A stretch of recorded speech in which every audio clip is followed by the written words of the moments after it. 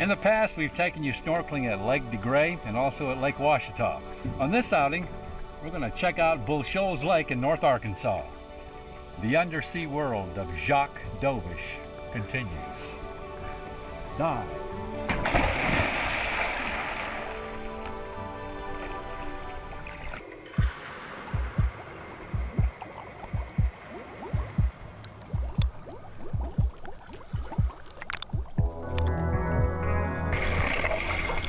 Murky.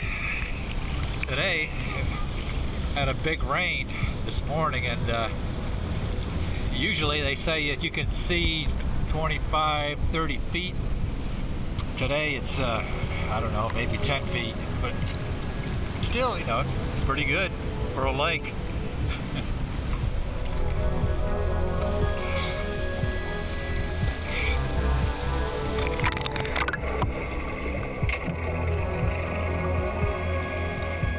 Normally, folks don't think of landlocked Arkansas as a place to go snorkeling, but truth is, the many rock-lined lakes with clear water do provide wonderful opportunities for some fine snorkeling where you can see lots of colorful marine life and experience the natural state in quite a unique way.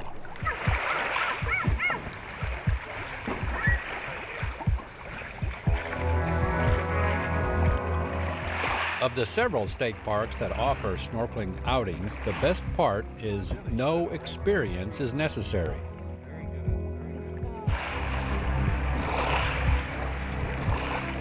That's right.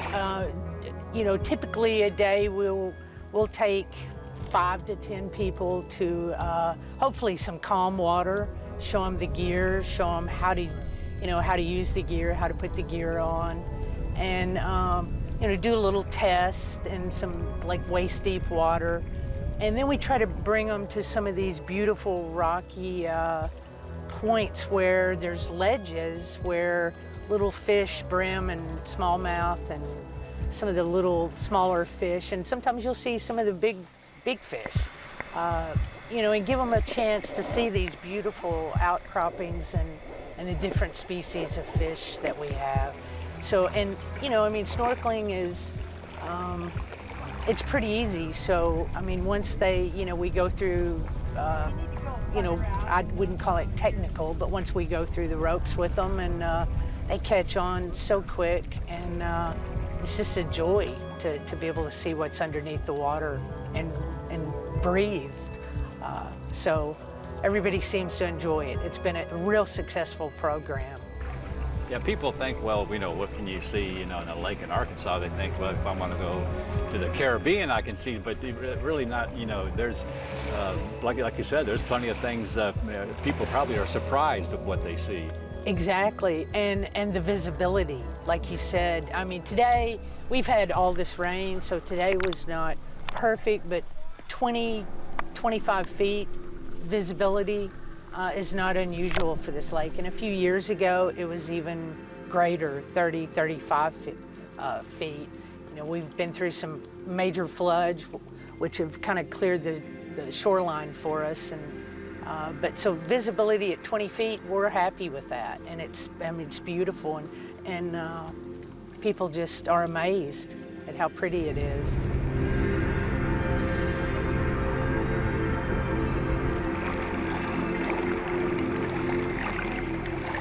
Honestly, I thought, it's gonna be boring, we're just gonna come out here and see nothing. But we actually came out here and there was quite a few. You got to see a bunch of perch and just a bunch of different rocks that I didn't expect to see at all.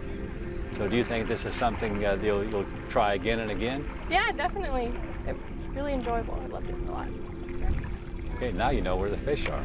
Yes, now I know where to find the fish when I can't find them.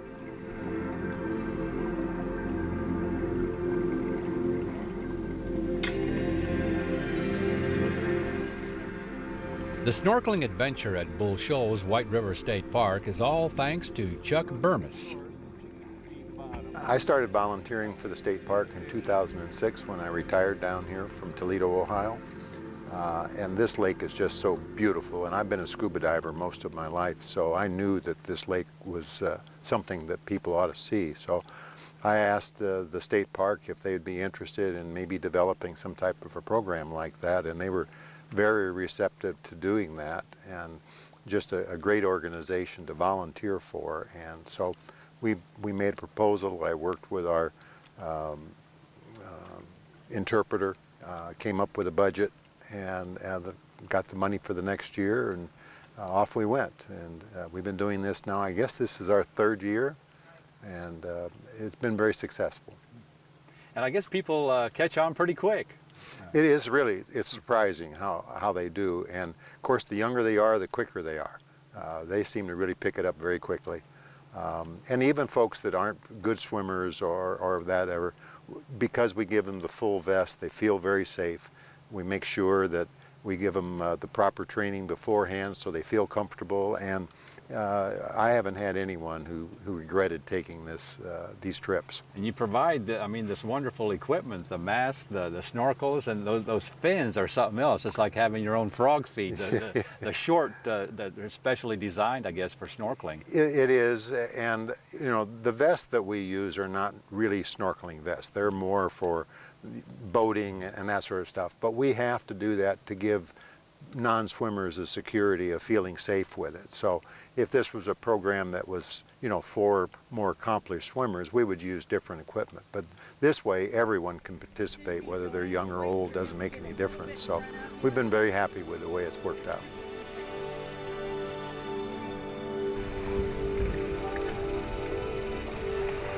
We hadn't been much. He's just done in the pool and around the area of like swimming areas. So this was new. So what'd you think of this experience here on Bull Shoals Lake? It was awesome. Awesome. What did you see? Lots of fish.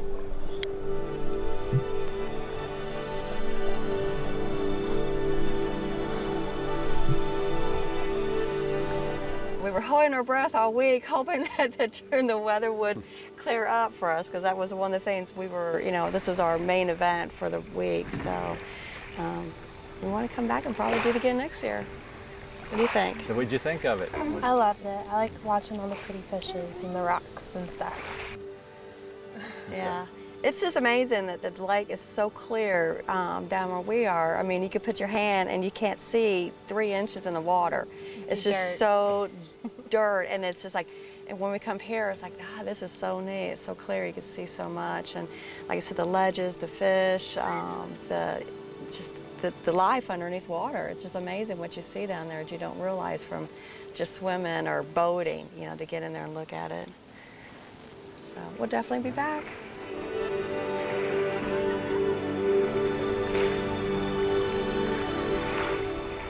So for those of you who thought snorkeling in Arkansas, well, it just may open a whole new adventure for you that you can enjoy the rest of your life. Take it from Underlake World of Jacques Dobish.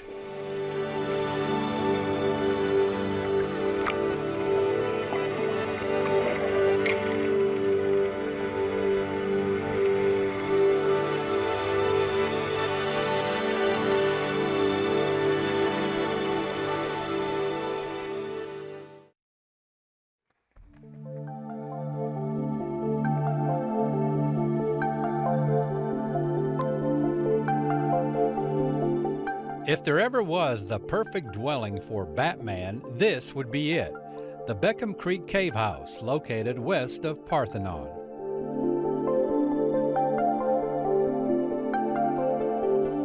Originally built as a bomb shelter haven by the founder of Celestial Seasonings Tea Company, this 5,800 square foot cave now rents as a lodge with natural living cave walls and ceilings surrounding the living area. Besides the 5 bedrooms and 5 baths, there's also a dining area, a game room, and a gourmet island kitchen. All in all, not too shabby of a hideout for one of the original doomsday preppers.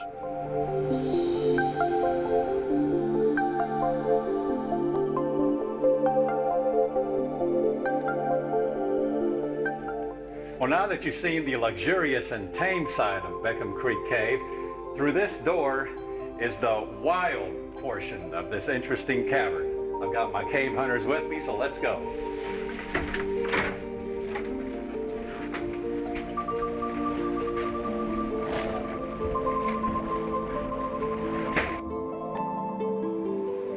We teamed up with the Nature Conservancy and members of the Little Rock Grotto, and it didn't take long before we were able to observe a few bats, which brings up the white nose syndrome problem with bats. The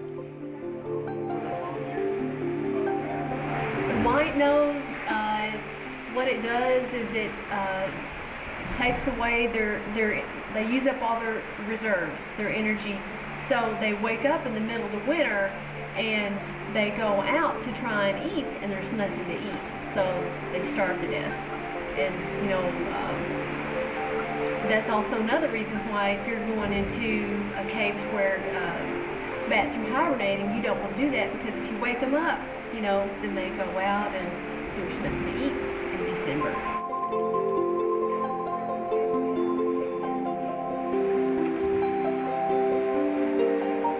So I was invited to come to this cave probably 10 years ago to help with some of the original mapping, and that was one of my first trips in here.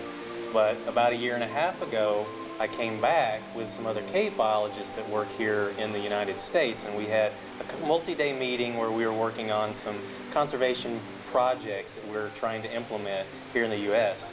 But the problem when you get a couple of cave biologists together, we're never just happy talking and working on computers. So we began to look for things. And so at that point, we found this tiny little animal back in the hallway of the main part of the cave where everybody stays, and took that to a specialist, and that specialist was able to identify that that was a brand new species, something that had never been discovered before. It's a little tiny insect, it's very small, it's about 1/16 of an inch long, and so that got us piqued and got our curiosity going that we wanted to come back and look for additional specimens that are here. So we came back a couple of times and began to look for more of these animals, and it's taken several trips to where we can find some additional animals. So each time that we come, we continue to find new and new stuff. And so this trip today, our plan is to look for additional ones of these animals. We want to try and understand how they're distributed through the cave system. We want to know, what their numbers are, if we can find enough of them. And then we also want to try to characterize the other cave life that you have in here. As you've seen, you've got bats that are flying around. There's several different bat species that are here. There's also a bunch of other invertebrates that you can find, millipedes, spiders, beetles. We may find some aquatic crustaceans in the cave stream. And so that'll give us an idea of just how biodiverse this cave system is. In Arkansas, you often see, 10 to 12 different cave-adapted animals that you find in the caves. Those are species that you only find in cave systems. They're typically white, they don't have eyes, a lot of times their antennae and legs are a lot longer so that they can navigate in the dark. And so we're going to be trying to look for those kind of animals while we're here today. And as a second agenda for what we're doing today is the caving community that's here in Arkansas is also going to be finishing up some of the map work that's here. So we have a team in here that's surveying and figuring out where these passages go, and that's helpful for several reasons. We can understand better how the water is flowing through there, how this cave is developed, but it also helps biologists like me because I can use that information to track where you find the animals in the cave system.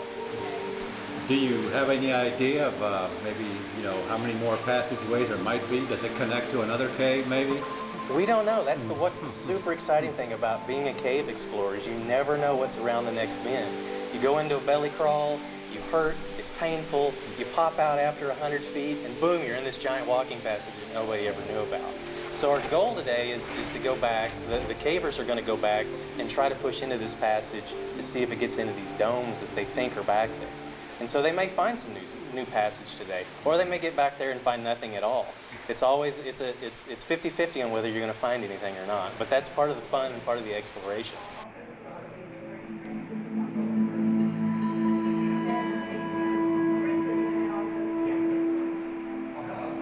That new cave insect species Slay mentioned earlier is called a springtail. They call them springtails because this group as a whole has an appendage on the underside of its body that it sort of keeps trapped under tension.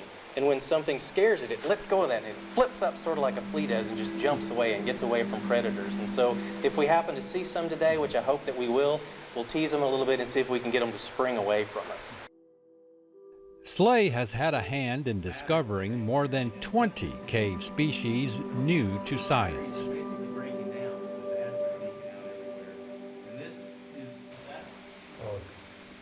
You see that fly right there? So this is a heliomysid fly, or common name is a red-eyed fly. These are pretty common in our caves here in the Ozarks. You find them most abundantly in the summertime, but you can find them also in the winter. This isn't cave species, meaning that if you look at it, it's got eyes. You can find these sometimes on the surface. But this particular species has an affinity to caves versus being found outside. So it's pretty common animal that you'll find. If you look in here sometimes in the summertime, these walls will be covered with these things. What we usually have to do in order to identify these animals to species is we have to collect a few of them. So I'm collecting this animal and I'm putting it in a little bit of ethanol so that it's preserved, and then I will work with taxonomists to figure out what the name is on that thing. And so what we try to do is just collect 2 or 3 of the animals so that we can confirm the species identity, but then that way we have those, and those are preserved in perpetuity, and no one ever has to come back and collect any more. So it's unfortunate that we have to collect a few, but because we have to look under a microscope to identify them, we do need a few animals and individuals. But once we do this, no one ever has to come back again and collect any more.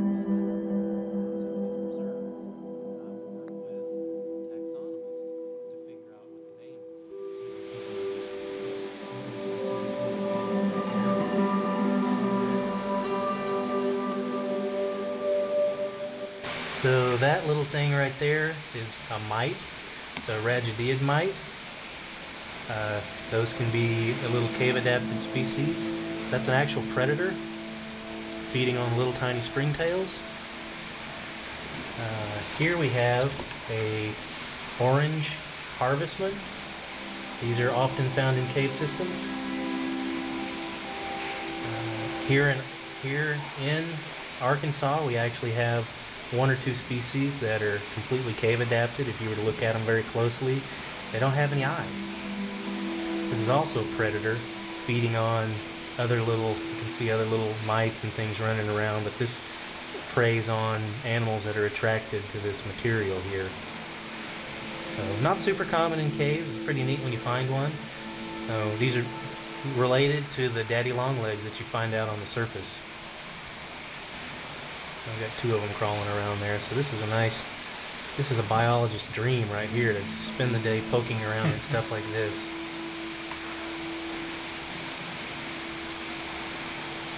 A lot of the biodiversity that you find in a cave system, most people think about the bats and the salamanders and the occasional frog, but when we talk about biodiversity in caves, we're talking about animals that are the size of this daddy longlegs or smaller.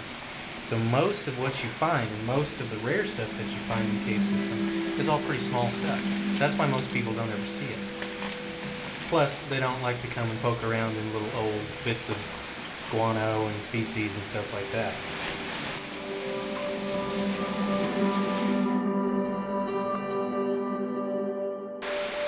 So this is a grotto salamander, and this is, while it's in its larval stage, and you can see that it has gills coming out right behind the back of its head. And so this animal lives for 3 to 4 years in this aquatic larval stage, and then it metamorphoses into an adult, and as you can see, it's already losing pigment. Its eyes will fuse shut, the gills will disappear, and it'll crawl out of the water, and as an adult, it'll hang out in these terrestrial banks here along the sides. So this is our only salamander in the Ozarks that is a cave species. So for an extreme cave experience, both in lodging and exploring, to the Bat Cave, Robin. Beckham Creek Cave, that is.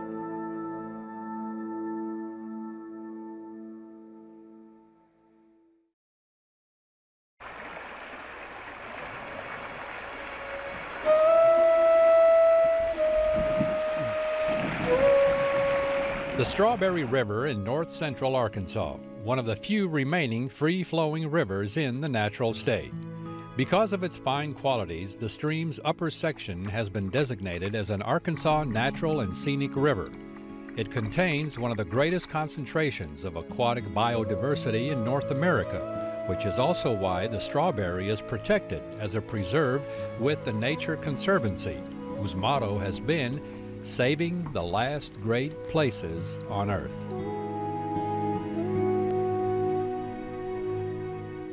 One of the ways that we essentially select our rivers in the Ozarks, if you look at the Ozarks as a broader plateau, including Missouri and Arkansas, you essentially had sort of an uplifted dome of rock, very old. About 300 million years ago it uplifted, and that was, from a fish species-wise, about the time, if you think of from an ocean standpoint, sharks started to diversify and spread out. So what happened is you had a very large uplifted dome of rock that started to erode and cut down deep dissected valleys. And within those valleys, essentially it was surrounded by an ancient ocean. So it sat there isolated from anywhere else. The Appalachian was too far to sort of have genetic connectivity between fish species or terrestrial species, and the same thing with the Rockies. So the Ozarks developed isolated, and that's one of the reasons you had such a high level of biodiversity, particularly in the water. So what happened is over time, as all those cut down and you got these deeply dissected plateaus, a lot of those rivers started to develop in and of themselves their own species diversity.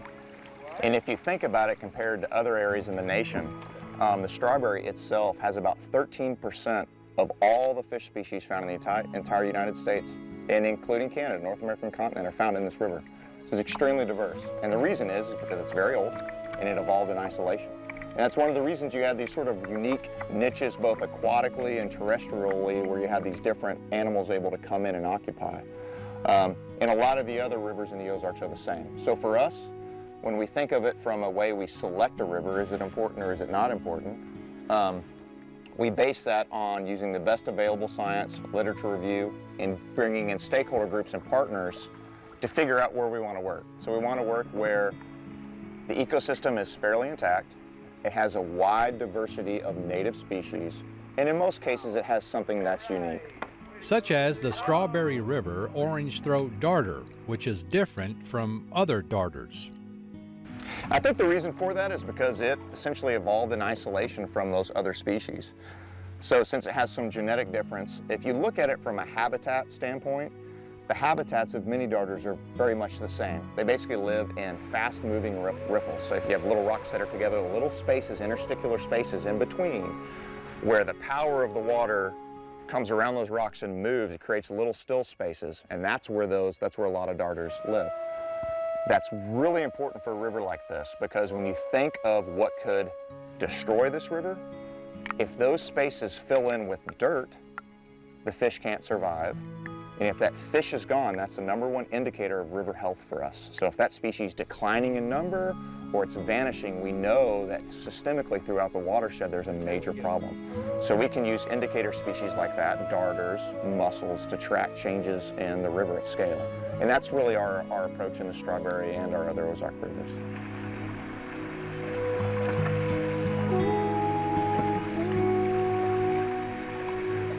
You can see a lot of diversity of this river is in the macroinvertebrates, so the insects that live underneath these rocks. You see a little hellmite here, different species of dragonfly. That's what a lot of these smaller darters and fish eat often. Bottom of the food web. These guys can't bite. That's where it all begins.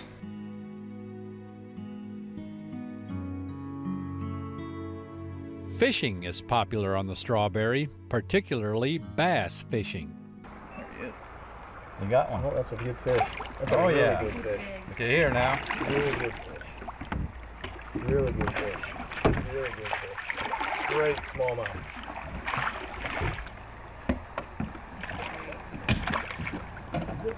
No, it's a largemouth. Man, that's a large. Good one. Good sized fish. My goodness. Good job, Roger. Thank you.